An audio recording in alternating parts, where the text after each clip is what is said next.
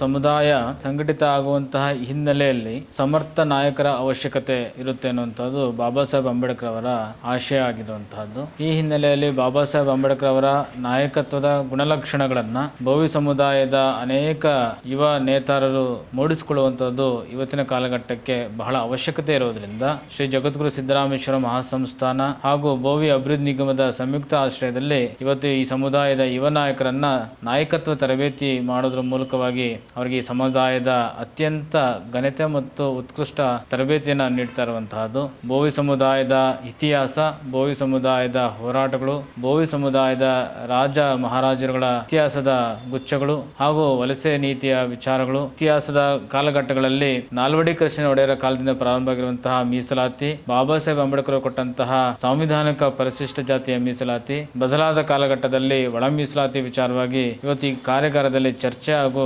ಶಿಬಿರವನ್ನ ನೀಡಲಾಗ್ತಾ ಇದೆ. ತನ್ಮೂಲಕವಾಗಿ ಭೋವಿ ಸಮುದಾಯ ಭವಿಷ್ಯದ ದಿನಗಳಲ್ಲಿ ಸಮರ್ಥ ಜ್ಞಾನವನ್ನು ಪಡೆದುಕೊಂಡಂತಹ ನಾಯಕರ ಒಂದು ದೊಡ್ಡ ತಂಡವನ್ನ ಶಿಬಿರದ ಮೂಲಕ ಪ್ರಯತ್ನವನ್ನು ಮಾಡ್ತಾ ಇದೆ. ಈ ಜಗತ್ತಿನ ಮೊಟ್ಟ ಮೊದಲ ನಾಯಕತ್ವದ ಶಿಬಿರ ಅಂತಂತಂದ್ರೆ 12ನೇ ಶತಮಾನದ ಅನುಭವ ಮಂಟಪ.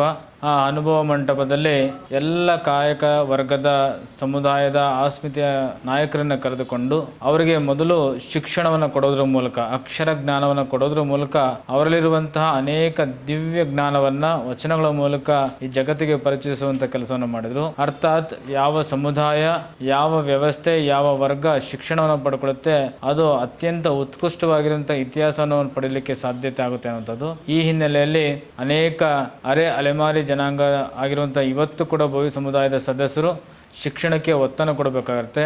ಶಿಕ್ಷಣದ ಮೂಲಕವಾಗಿ ಕುಲವೃತ್ತಿಯಿಂದ ಏನು ಭಾವನೆಗಳನ್ನು ಅನುಭವಿಸ್ತಾ ಇದ್ದಾರೆ, ಕಷ್ಟಗಳನ್ನು ಅನುಭವಿಸ್ತಾ ಇದ್ದಾರೆ, ಅದರಿಂದ ಹೊರಗೆ ಬಂದು ಶಿಕ್ಷಣದ ಮೂಲಕ ಸಮಾಜವನ್ನು ನಿರ್ಮಾಣ ಮಾಡಿಕೊಳ್ಳೋದ್ರ ಪ್ರಯತ್ನದಲ್ಲಿ ತಮ್ಮ ಹೊಸ ಆವಿಷ್ಕಾರಗಳನ್ನು, ಹೊಸ ಯುಗದಲ್ಲಿ ತಮ್ಮ ಜೀವನವನ್ನು ಕಟ್ಕೊಳ್ಳುವ ನಿಟ್ಟಿನಲ್ಲಿ ಶಿಕ್ಷಣದ ಅವಶ್ಯಕತೆ ಬಹಳ ಮುಖ್ಯವಾಗಿರುತ್ತೆ ಅನ್ನೋದು. ಈ ಕಾರ್ಯಾಗಾರದಲ್ಲೂ ಕೂಡ ಉದ್ಯಮ ಹಾಗೂ ಉದ್ಯಮಿ ಆಗುವಂತಹ ಲಕ್ಷಣಗಳನ್ನು ಹಾಗೂ ಸರ್ಕಾರದ ಪ್ರಯೋಜನಗಳು ಯಾವ ರೀತಿಯಾಗಿ ಇದಾವೆ ಅನ್ನೋದನ್ನು ತೋರ್ಪಡಿಸುವ ಮೂಲಕವಾಗಿ ಅವರನ್ನು ಆರ್ಥಿಕವಾಗಿ ಸಮಾಜಕ್ಕೆ ಕರೆದುಕೊಂಡು ಬರುವಂಥ ಪ್ರಯತ್ನವನ್ನು ಮಾಡ್ತಾ ಇದ್ದೀವಿ. ಸಾಮಾಜಿಕವಾಗಿ ಆರ್ಥಿಕವಾಗಿ ಬದಲಾದ ಕಾಲಘಟ್ಟದಲ್ಲಿ ರಾಜಕೀಯ ತನ್ನಷ್ಟಕ್ಕೆ ತಾನೇ ಉತ್ಕೃಷ್ಟವಾಗಿರುವಂಥದ್ದು. ಈ ಹಿನ್ನೆಲೆಯಲ್ಲಿ ಭೋವಿ ಸಮುದಾಯದ ಪ್ರಜೆಗಳನ್ನು ಪ್ರಜ್ಞಾವಂತ ಪ್ರಜೆಗಳನ್ನಾಗಿ ಮಾಡುವಂಥ ಪ್ರಯತ್ನ ಈ ಶಿಬಿರದಲ್ಲಿ ನಡೀತಾ ಇದೆ. ಈ ಕಾರ್ಯಾಗಾರ ದಶಮಾನ ಆದ ನಂತರದಲ್ಲಿ ಮತ್ತೆ ಪ್ರಾರಂಭ ಮಾಡಿದ್ವಿ. ಈಗ ಇದು ಮೊದಲನೇ ಕಾರ್ಯಾಗಾರ.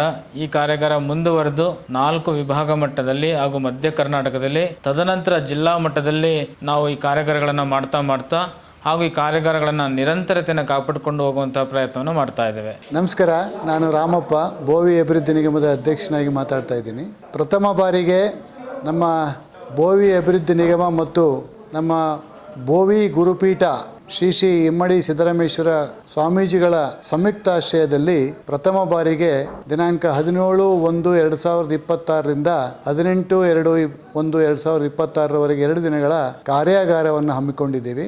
ಈ ಭೋವಿ ಅಭಿವೃದ್ಧಿ ನಿಗಮದ ಉದ್ದೇಶ ನಮ್ಮ ಭೋವಿ ಸಮುದಾಯದ ಎಲ್ಲ ಮುಖಂಡರುಗಳನ್ನು ರಾಜ್ಯದಾದ್ಯಂತ ಕರೆಸಿ 2 ದಿನಗಳ ಪೂರ್ಣ ತರಬೇತಿಯನ್ನು ಕೊಡ್ತಕ್ಕಂಥದ್ದು. ಇದರ ಮೂಲ ಉದ್ದೇಶ ಸಾಮಾಜಿಕ ನ್ಯಾಯ, ಸಂವಿಧಾನದ ಆಶಯಗಳು ಮತ್ತು ಮೀಸಲಾತಿ ವಿಚಾರಗಳ ಬಗ್ಗೆ ಈ ಸಂಪೂರ್ಣವಾದ ಮಾಹಿತಿಯನ್ನು ಕೊಡುವುದರ ಜೊತೆಗೆ ನಮ್ಮ ಮುಂದಿನ ಹಕ್ಕುಗಳೇನು, ಕರ್ತವ್ಯಗಳೇನು, ಸರ್ಕಾರದಿಂದ ಕೊಡಬೇಕಾಗಿರ್ತಕ್ಕಂಥ ಸೌಲಭ್ಯಗಳು ಯಾವ ರೀತಿಯಲ್ಲಿ ಪಡಿಬೇಕು ಅಂತಕ್ಕಂಥದ್ದನ್ನು ಸಂಪೂರ್ಣ ಮಾಹಿತಿಯನ್ನು ಕೊಡೋದಕ್ಕೋಸ್ಕರವಾಗಿ ಈ 2 ದಿನಗಳ ಕಾರ್ಯಾಗಾರವನ್ನು ವಿಶೇಷವಾಗಿ ಅದರಲ್ಲಿ ವಿಶೇಷ ಉಪನ್ಯಾಸವನ್ನು ವಿವಿಧ ಬಹಳಷ್ಟು ಪ್ರಾಮುಖ್ಯತೆಯ ವಿಚಾರಗಳನ್ನು ತಿಳ್ಕೊಂಡಿರ್ತಕ್ಕಂಥ ವ್ಯಕ್ತಿಗಳನ್ನು ಕರೆಸಿ ಒಂದು ಕಾರ್ಯಾಗಾರವನ್ನು ಏರ್ಪಡಿಸ್ತಕ್ಕಂಥದ್ದು ನಾವು ಹಮ್ಮಿಕೊಂಡಿರ್ತಕ್ಕಂಥ ಈ ಕಾರ್ಯಕ್ರಮ.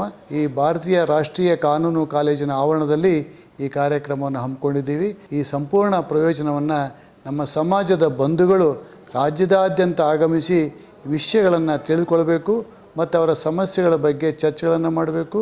ಅವರ ವಿಚಾರಗಳನ್ನು ತಿಳ್ಕೊಂಡು ಮತ್ತೆ ವಾಪಸ್ ಹೋಗಿ ಇಡೀ ರಾಜ್ಯದಾದ್ಯಂತ ನಮ್ಮ ಸಮುದಾಯದ ಮುಖಂಡರಿಗೆ ತಿಳಿಸಬೇಕು ಅಂತಕ್ಕಂಥದ್ದೇ ಕಾರ್ಯಾಗಾರದ ಉದ್ದೇಶವಾಗಿರ್ತದೆ. ಹಾಗಾಗಿ ಎಲ್ಲ ವಿವಿಧ ಜಿಲ್ಲೆಗಳಿಂದ ಆಗಮಿಸಿರ್ತಕ್ಕಂಥ ಮುಖಂಡರುಗಳಿಗೂ ಕೂಡ ಈ ಆಗಮಿಸಿರ್ತಕ್ಕಂಥದ್ದಕ್ಕೆ ಅವರಿಗೆ ನಾನು ಹೃದಯಪೂರ್ವಕವಾಗಿರ್ತಕ್ಕಂಥ ಧನ್ಯವಾದಗಳನ್ನು ಕೂಡ ಅರ್ಪಿಸ್ತಾ ಇದ್ದೀನಿ.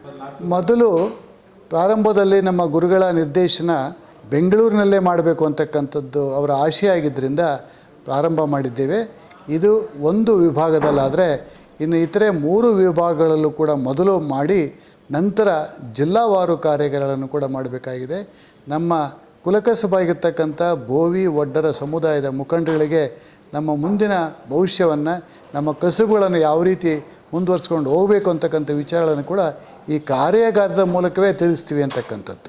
ಇವತ್ತು ನ್ಯಾಷನಲ್ ಲಾ ಸ್ಕೂಲಿನ ಆವರಣದಲ್ಲಿ ಕರ್ನಾಟಕ ಬೋವಿ ಅಭಿವೃದ್ಧಿ ನಿಗಮದ ಮತ್ತು ನಮ್ಮ ಇಮ್ಮಡಿಹಳ್ಳಿ ಸಿದ್ದರಾಮೇಶ್ವರ ಸ್ವಾಮೀಜಿಗಳ ನೇತೃತ್ವದಲ್ಲಿ, ರಾಮಯ್ಯ ಅವರ ನೇತೃತ್ವದಲ್ಲಿ ಸಮಾಜದ ಆಯ್ದ ಯುವಕರುಗಳಿಗೆ ತರಬೇತಿ ವರ್ಗವನ್ನು ಇವತ್ತು ಮತ್ತು ನಾಳೆ ಇಟ್ಕೊಂಡಿದ್ದಾರೆ. ಅನೇಕ ರಿಸೋರ್ಸ್ ಪರ್ಸನ್ಸ್ಗಳು ಕೂಡ ಈ ಒಂದು ತರಬೇತಿ ವರ್ಗದಲ್ಲಿ ಭಾಗವಹಿಸಿ ಮಾರ್ಗದರ್ಶನ ಮಾಡುವಂಥವರಿದ್ದಾರೆ. ಇದು ನಮ್ಮ ಸಮಾಜಕ್ಕೆ ಒಂದು ವಿನೂತನವಾಗಿರತಕ್ಕಂಥ ಕಾರ್ಯಕ್ರಮ. ಯಾರೂ ಕೂಡ ಯೋಚನೆ ಮಾಡಿಲ್ಲ. ಈ ರೀತಿಯ ಒಂದು ತರಬೇತಿಯನ್ನು ಕೊಟ್ಟು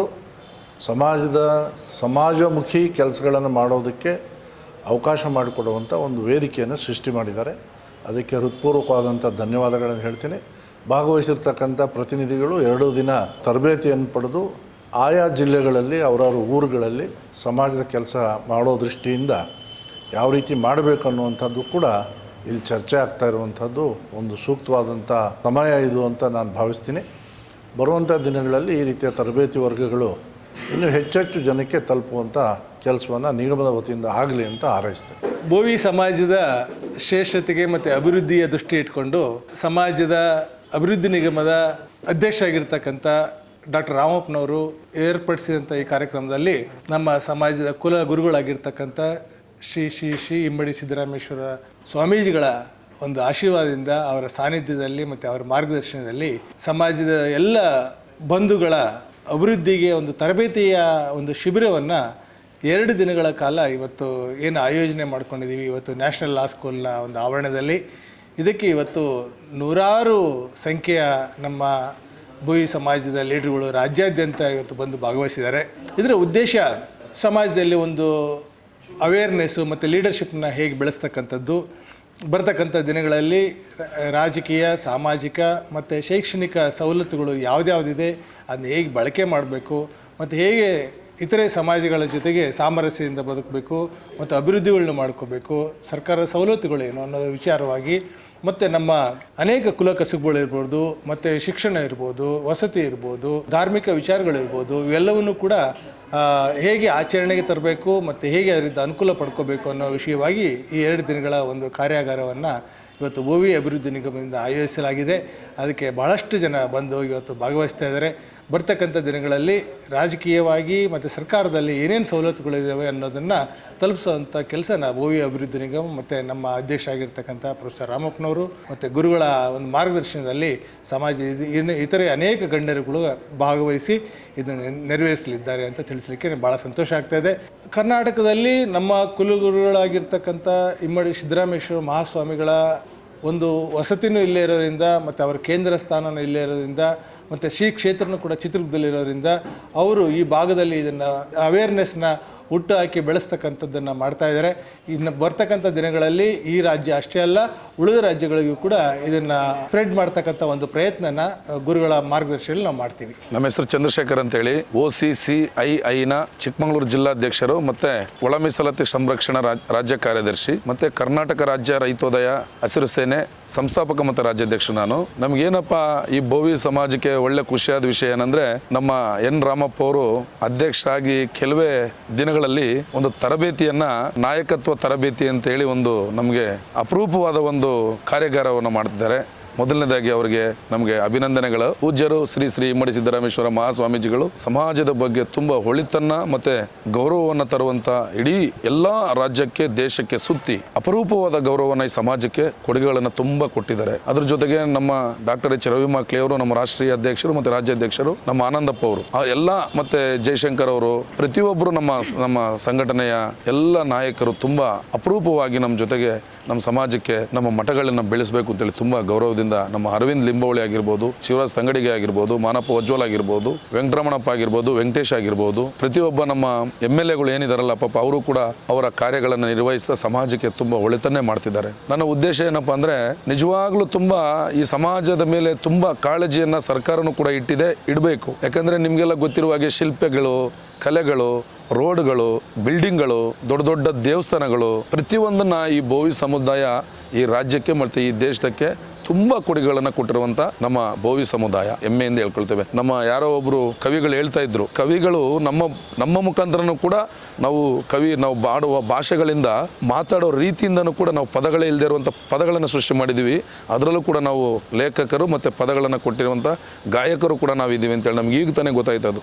ನೋಡಿ ಎಂಥ ವಿಶೇಷವಾದ ಕಾರ್ಯಕ್ರಮ ಇದೆ. ಕೆರೆಗಳನ್ನು ಕಟ್ಟಿ ದನ ಕರುಗಳಿಗೆ, ಪ್ರಾಣಿ ಪಕ್ಷಿಗಳಿಗೆ, ಗಿಡ ಮರಗಳಿಗೆ ಕೊಟ್ಟಂಥ ನಮ್ಮ ಸಿದ್ದರಾಮೇಶ್ವರರವರು, ಪಡ್ಡರ ಸಿದ್ದರಾಮೇಶ್ವರವರು ನಿಜವಾಗಲೂ ನಮ್ಮ ಪುಣ್ಯ ಅವರು. ಯಾಕಂದರೆ ಎಲ್ಲ ಜೀವಕ್ಕೆ ನೀರಿಲ್ಲದೆ ಹೋದರೆ ಕಷ್ಟ ಆಗುತ್ತೆ ಅಂತೇಳಿ ನೀರನ್ನು, ಕಟ್ಟೆಗಳನ್ನು ತಡೆಗಟ್ಟಿ ನೀರುಗಳನ್ನು ಕೊಟ್ಟಂಥ ಸಮುದಾಯದವರು ನಾವು. ಇವತ್ತು ನಾನೇ ನನ್ನ ಸ್ವಂತ ಸಂಘಟನೆಯನ್ನು ಕರ್ನಾಟಕ ರಾಜ್ಯ ರೈತೋದಯ ಹಸಿರುಸೇನೆ ಒಂದು ಸಂಘಟನೆ ಕಟ್ಟಿ ನಾನು ಕೂಡ ಹತ್ತತ್ರ 2008ಕ್ಕೆ 2010 ಮದುವೆಯನ್ನು ಡಿಸೆಂಬರ್ 7ನೇ ತಾರೀಕು ಐತಿಹಾಸಿಕ ನಗರ ಚಿತ್ರದುರ್ಗ ಕಲ್ಲಿನ ಕೋಟೆಯಲ್ಲಿ ನಾನು 1008 ಮದುವೆ. ನಾನು ಇದೇ ಬೋವಿ ಸಮುದಾಯದ ಹುಡುಗ, ನಮ್ಮ ಶೃಂಗೇರಿ ಮಠ ವಿಧುಶೇಖರ ಭಾರತಿಯವರು ಮತ್ತೆ ವೀರೇಂದ್ರ ಹೆಗಡೆ ಅವರು ತುಂಬಾ ಅಚ್ಚುಕಟ್ಟಾಗಿ ನನಗೆ ಸಹಾಯವನ್ನ ಮಾಡಿ, ತುಂಬಾ ದೊಡ್ಡ ಮಟ್ಟದ ಸಹಾಯವನ್ನ ಮಾಡಿ 1008 ಮದುವೆಯನ್ನ ಮಾಡಿಕೊಡ್ಲಿಕ್ಕೆ ನೋಡಿ ನಮ್ಮಂತ ಸಮುದಾಯಕ್ಕೆ ಸಹಾಯವನ್ನ ಮಾಡಿದ್ದಾರೆ. ಯಾಕಂದ್ರೆ ಬೋವಿ ಸಮುದಾಯದಲ್ಲಿ ಹುಟ್ಟಿರುವಂತ ನಾನೊಬ್ಬ ಮನುಷ್ಯ, ನಾನು ಏನೂ ಮಾಡೋಕ್ಕಾಗದೇ ಇರುವಂಥ ಒಂದು ಪರಿಸ್ಥಿತಿಯಲ್ಲಿದ್ದಾಗ ನನ್ನ ಕೈಲಿ 1008 ಮದುವೆ ಆಗುತ್ತೆ ಅಂತ ಹೇಳಿದ್ರೆ ನಿಜವಾಗ್ಲೂ ನನಗೆ ಇವತ್ತು ಕೂಡ ಭಯದ ವಾತಾವರಣ ಇದೆ. ನಿಜವಾಗ್ಲೂ ನಾನು ಹೆಮ್ಮೆಯಿಂದ ಹೇಳ್ಕೊಳ್ತೇನೆ, ಈ ಸಮುದಾಯಕ್ಕೆ ಹುಟ್ಟಿದ್ದಕ್ಕೆ, ನಾವು ಒಡ್ಡರ ಸಿದ್ದರಾಮೇಶ್ವರ ಒಕ್ಕಲಾಗಿದ್ದಕ್ಕೆ ನಿಜವಾಗ್ಲೂ ನಾವು ಕೂಡ ಒಂದು ಲೋಕ ಕಲ್ಯಾಣದ ಕೆಲಸವನ್ನು ಮಾಡಿದ್ದೀವಿ ಅಂತೇಳಿ ನಿಜವಾಗ್ಲೂ ನಾವು ಅಭಿನಂದನೆ. ಮತ್ತು ನಮ್ಮ ಜೊತೆಗೆ ಯಾರ್ಯಾರು ಕೆಲಸ ಮಾಡಿದಾರಲ್ಲ, ಯಾರ್ಯಾರು ಸಂಘಟಕರಿದ್ರಲ್ಲ, ಯಾರ್ಯಾರು ನಮಗೆ ದಾನ ಮಾಡಿದ್ರಲ್ಲ, ಅವ್ರಿಗೆಲ್ಲ ನಾವು ಅಭಿನಯಪೂರ್ವಕವಾಗಿ ಅವರಿಗೆ ಸ್ವಾಗತವನ್ನು ಹೇಳ್ತೇವೆ. ನಮ್ಮ ವಸತಿ ಸಚಿವರು ಜಮೀರ್ ಅಹಮದ್ ಅವರು ನಿಜವಾಗ್ಲೂ ಅವರು ನಿಜವಾದ ಐಂದ ನಾಯಕರು. ಯಾಕಂದರೆ ಯಾವ ಜಾತಿ ಯಾವ ಕುಲ ಅನ್ನೋದಿಲ್ಲ, ಯಾವ ವ್ಯಕ್ತಿಗಳು ಬಂದರೂ ತಮ್ಮ ಅಭಯಹಸ್ತದಿಂದ ದಾನವನ್ನು ಮಾಡ್ತಾರೆ. ನಿಜವಾಗ್ಲೂ ಅವರು ನಮಗೆ ತುಂಬ ಅಚ್ಚುಕಟ್ಟಾಗಿ ಒಳ್ಳೆ ದಾನವನ್ನು ಮಾಡಿ ಈ ಸಮುದಾಯಕ್ಕೆ ನನ್ನ ಜೊತೆಗೆ ನನಗೆ ಸಹಾಯವನ್ನು ಮಾಡಿ 1008 ಮಕ್ಕಳಿಗೆ ನಿಜವಾಗ್ಲೂ ಅವರೊಂದು ಐಂದ ನಾಯಕರಾಗಿ ಆ ಮದುವೆಗೆ ತುಂಬ ದೊಡ್ಡ ಮಟ್ಟದ ಸಹಾಯವನ್ನು ಮಾಡಿದ್ದಾರೆ.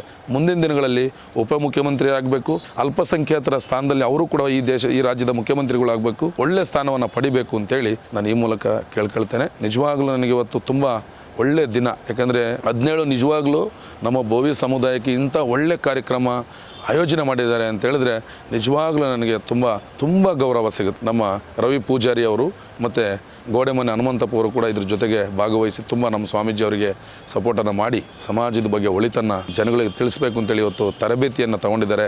ನಾವೆಲ್ಲ ಸ್ಟೂಡೆಂಟ್ಗಳಾಗಿ ಇವತ್ತು ಕೇಳಲಿಕ್ಕೆ ಬಂದಿದ್ದೀವಿ. ನಿಜವಾಗ್ಲೂ ನಮಸ್ಕಾರ. ಮುಂದಿನ ದಿನಗಳಲ್ಲಿ ಒಳ್ಳೇದು ಮಾಡಲಿ ಅಂತೇಳಿ ನಾನು ಈ ಮೂಲಕ ಕೇಳ್ಕೊಳ್ತೇನೆ. ನಮಸ್ಕಾರ.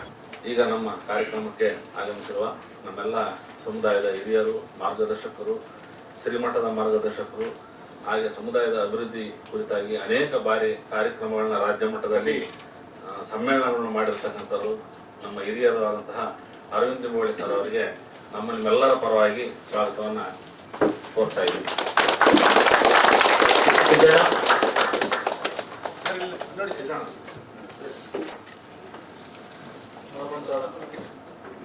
ನಮ್ಮ ಹಿರಿಯ ರಾಜಕಾರಣಿಗಳಾದಂತಹ ಅರವಿಂದ್ ಲಿಂಬೋಳಿ ಸರ್ ಅವರು ಕಿರುವತ್ತಿಗೆಯನ್ನ ಎಲ್ಲರ ಚಪ್ಪಾಳೆ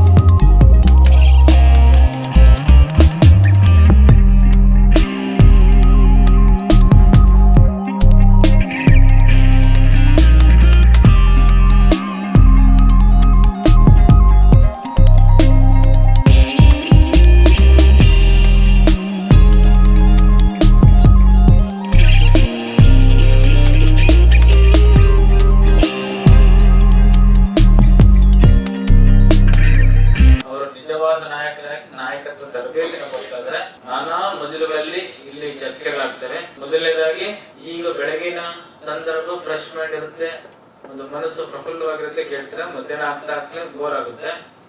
ಏನೇ ಬೋರ್ ಆದ್ರೂ ನಿಮ್ಮನ್ನ ನೀವು ತೊಡಗಿಸ್ಕೊಳ್ಳುವಂತ ಪ್ರಯತ್ನ ಮಾಡ್ರಿ. ಇದೊಂದು ತಪಸ್ಸು. ಈ ತಪಸ್ಸಲ್ಲಿ ನೀವು ಸಿದ್ಧಿಯನ್ನ ಮಾಡಿಕೊಂಡು ಸಿದ್ಧಿ ಪುರುಷರಾಗಿ ನಿಮ್ಮನ್ನ ನೀವು ಬದಲಾಯಿಸಿಕೊಳ್ಳುವುದು ಹಾಗೂ ಸಮಾಜವನ್ನ ಬದಲಾಯಿಸೋದು ಎರಡೂ ಕೂಡ ಕೆಲಸಗಳಾಗಬೇಕಾಗುತ್ತೆ. ನಿಮ್ಗೆ ತರಬೇತಿನ ಕೊಡ್ಬೇಕಂತ ಇದ್ರೂ ಕೂಡ ಸಮಯದ ಅಭಾವ. ಹಾಗಾಗಿ ಈಗ ಅಧ್ಯಕ್ಷರು ಚರ್ಚೆಯನ್ನು ಮಾಡಿದರೆ ಕಾರ್ಯಗಳನ್ನ ಬೇರೆ ಬೇರೆ ರೀತಿಯ ಸಬ್ಜೆಕ್ಟ್ನ ಸೇರಿಸಿಕೊಂಡು ತರಬೇತಿಯನ್ನ ಮಾಡ್ತಾರೆ. ಆಗಿರುವಂತಹ ಕಾರ್ಯಗಳನ್ನ ಹೆಚ್ಚು ಮಾಡ್ತಾ ನಾವು ಯಾವಾಗಲೂ ಹೇಳ್ತಾ ಇರ್ತೇವೆ. ಈ ಸಮುದಾಯಕ್ಕೆ ಮೊದಲು ಸಂಘಟನೆ ಕೊರತೆ ಇತ್ತು, ಸಮಾವೇಶಗಳು ಅವು ಇವಂತ ಮಾಡ್ತಾ ಇದ್ವಿ, ಸಮಾವೇಶಗಳು ತೋರಿಸ್ಬಿಟ್ಟು ಬೇರೆ ವಿಚಾರಗಳನ್ನ ತಿಳಿಸ್ತಾ ಇದ್ವಿ. ಜಿಲ್ಲಾ ಮಟ್ಟದಲ್ಲಿ ಆಗುವಂತಹ ಸಂದರ್ಭ ಇದೆ. ಅದು ಮುಂದೆ ಬಂದಿದ್ದು ಇತ್ತೀಚಿನ ಯುವ ನಾಯಕರುಗಳಿಗೆ, ಯುವ ಉತ್ಸಾಹಿಗಳಿಗೆ, ಒಂದು ನವ ಮನಸ್ಸುಗಳಿಗೆ ಸಮಾಜವನ್ನ ಕಟ್ಟಬೇಕು ಅನ್ನುವಂತ ಗೊತ್ತಿಲ್ಲ. ಸಮಾಜ ಕಟ್ಟಬೇಕಂತ ಗೊತ್ತಿದೆ ಅಷ್ಟೇ, ಹೇಗೆ ಕಟ್ಟಬೇಕು ಅಂತ ಗೊತ್ತಿಲ್ಲ. ಸಮಾಜದ ಹಿನ್ನೋಟ ಗೊತ್ತಿಲ್ಲ, ಮುನ್ನೋಟ ಗೊತ್ತಿಲ್ಲ, ದಿಕ್ಸೂಚಿಗಳಿಲ್ಲ. ಆದ್ರೆ ಸಾದಾ ಸೀದಾ ನನ್ನ ಗೋಲ್ಕಾಲ್ ನಾಯಕರುಗಳಾಗ್ಬಿಟ್ರೆ ಸಮಾಜ ಕೆಟ್ಟದಾಗ್ಬಿಡುತ್ತೆ. ನಿಜವಾದ ನಾಯಕ ಅಂತಂದ್ರೆ ಕಟ್ಟ ಕಡೆಯ ವ್ಯಕ್ತಿಯ ಧ್ವನಿಯಾಗುವಂತ ಕೆಲಸವನ್ನ ಮಾಡುವಂತಹ ನಾಯಕರು ನಿಜವಾದ ನಾಯಕರಾಗ್ತಾರೆ. ಅದಕ್ಕೆ ನಾವ್ ಹೇಳ್ತಿರ್ತೀವಿ, ದೊಡ್ಡವನಾಗಬೇಕು ದೊಡ್ಡವನಾಗಬೇಕು ದೊಡ್ಡವನಾಗಬೇಕೆಂಬ ಹಂಬಲದಿಂದ ದೊಡ್ಡವನಾಗಲು ಸಾಧ್ಯವಿಲ್ಲ.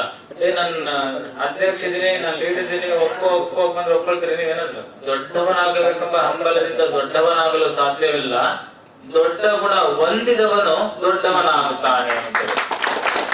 ಯಾರಿಗ ಧರ್ಮ ಇದೆ ಆತನ ಜನ ಏನ್ ಮಾಡಿ ಜಿಲ್ಲಾಧ್ಯಕ್ಷ ಪಕ್ಕ ಕೇಳಿ ನೀನೇ ಅಧ್ಯಕ್ಷ ಬಾ ಅಂತ ಹೇಳ್ತಾರೆ.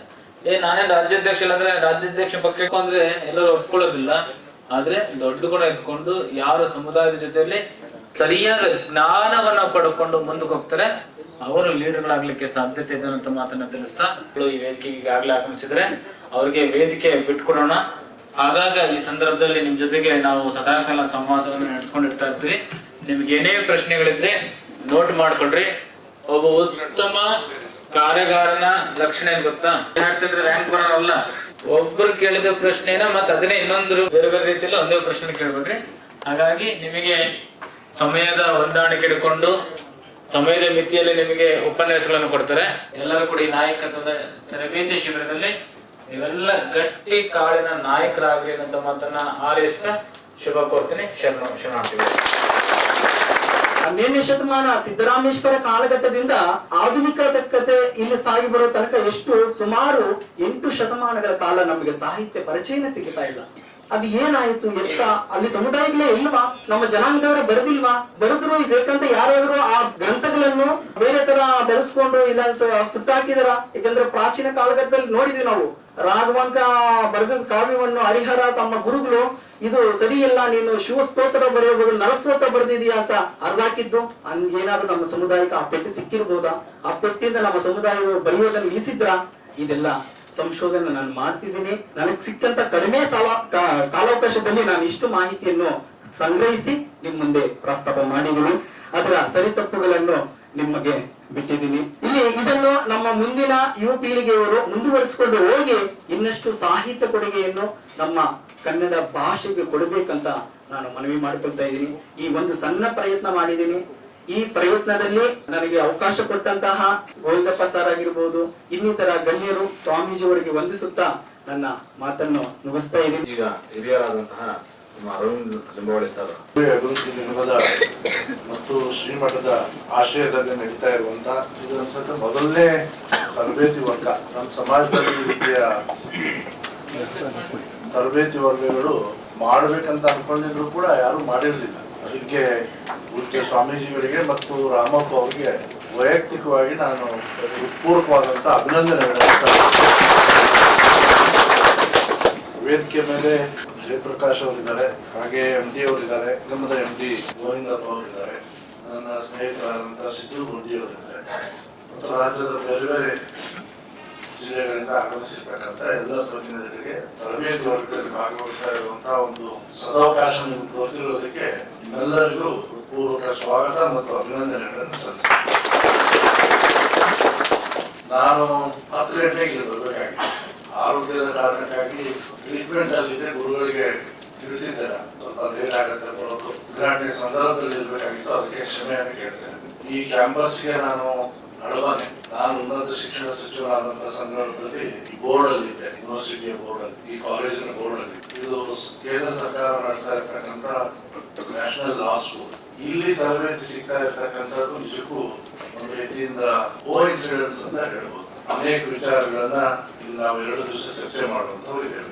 ಒಂದು ರೀತಿಯಿಂದ ಪರ್ಸನಾಲಿಟಿ ಡೆವಲಪ್ಮೆಂಟ್ ಪ್ರೋಗ್ರಾಮ್ ಅಂತ ನಾವು ಹಿಂದೆ ವಿದ್ಯಾರ್ಥಿ ಪರಿಷತ್ನಲ್ಲಿದ್ದಾಗ ಕಾಲೇಜ್ ವಿದ್ಯಾರ್ಥಿಗಳಿಗೆ ಮಾಡ್ತೀವಿ. ಆ ರೀತಿ ಪರ್ಸನಾಲಿಟಿ ಡೆವಲಪ್ಮೆಂಟ್ ಪ್ರೋಗ್ರಾಮ್ ಅಲ್ಲಿ ಭಾಗವಹಿಸಿರ್ತಕ್ಕಂಥ ಅನೇಕರು ಇವತ್ತು ದೇಶದ ಚುಕ್ಕಾಣಿಯನ್ನು ಹಿಡಿದಿದ್ದಾರೆ, ದೇಶದ ನೇತೃತ್ವವನ್ನು ವಹಿಸಿದ್ದಾರೆ, ರಾಜ್ಯಗಳ ನೇತೃತ್ವವನ್ನು ವಹಿಸಿದ್ದಾರೆ.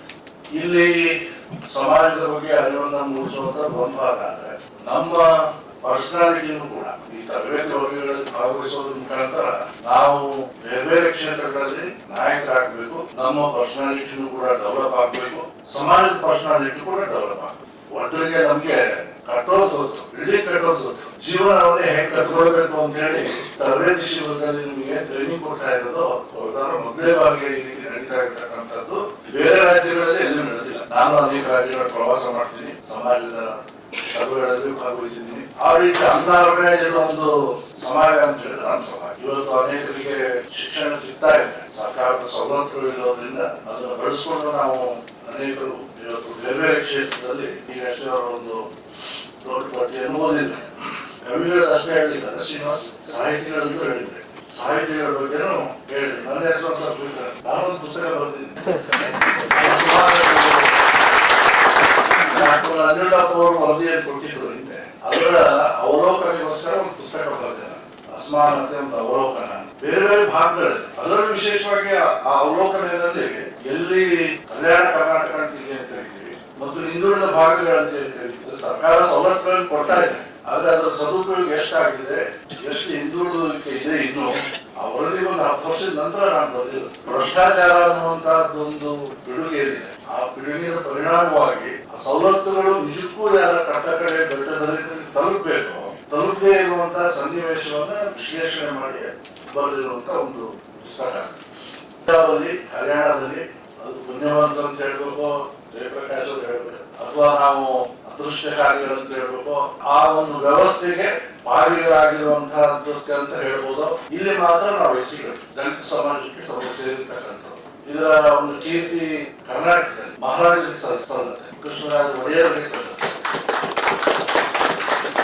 ಅವರವರ ರಸ್ತೆಗಿಳಿದು ಹೋರಾಟ ಮಾಡುವಂತ ಒಂದು ಸನ್ನಿವೇಶಗಳು ಬರ್ತಾನೆ ಇದೆ. ಇಲ್ಲಿ ಬಂದಿದೆ ಮತ್ತೊಂದು ಸನ್ನಿವೇಶ. ಮೊನ್ನೆ ಸಮಾಜದ ಸಭೆ ನಡೆದಂತ ಒಕ್ಕೂಟದ ಸಭೆ ನಡೆದಾಗ ಯಾವ ರೀತಿ ಸಿ ಕ್ಯಾಟಗರಿ ಅಂತ ನಮ್ಮನ್ನು ಮಾಡಿ ಅನ್ಯಾಯ ಮಾಡ್ತಾ ಇದ್ದಾರೆ ಅನ್ನೋದ್ರ ಬಗ್ಗೆ ವಿಶ್ಲೇಷಣೆ ನಡೆಯಿತು.